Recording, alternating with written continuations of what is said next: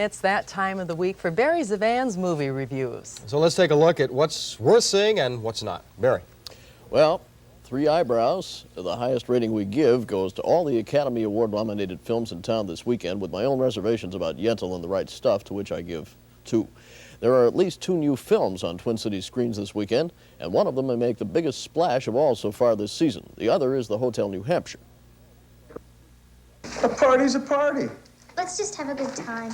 Right, we got a live band coming. Almost live band. Beau Bridges is terribly miscast as the father of a very live family. Their lives are traced from courtships at a New England hotel to Sigmund Freud's Vienna. Jodie Foster and Rob Lowe portray 2 of Bridges' children in an eccentric family that's exposed to murder, natural death, rape, lesbianism, cruelty, politics, and incest. Why don't you 2 grow up? Franny and John are out here fooling around with each other again. They're perverts.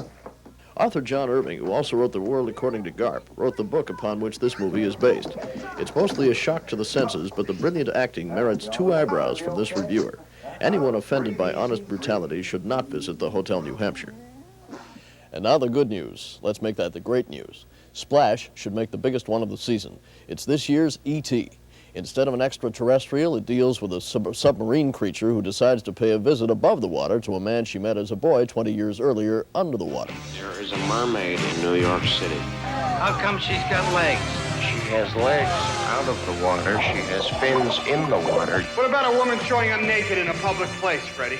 Well, I'm bored, of course. Can I come in? No! All right, let me in. I'll be right there. I'm just changing.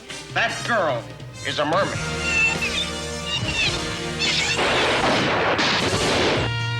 All my life, I've been waiting for someone, and when I find her, she's a fish. Nobody said love's perfect. She's really hungry. Who says they don't make movies as they used to? Director Ronnie Howard has assembled all the charming, adorable qualities of his Andy Griffith and Happy Days innocence to come through with a film that could live in all our hearts for years to come.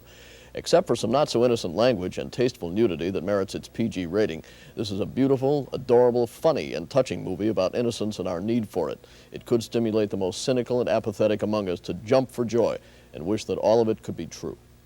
So, Barry, what will you give this movie? Okay, we got 3 eyebrows plus the top of the heap. I can't rave loudly enough about it. It's a wonderful film. You mentioned that this is, you compare it to E.T.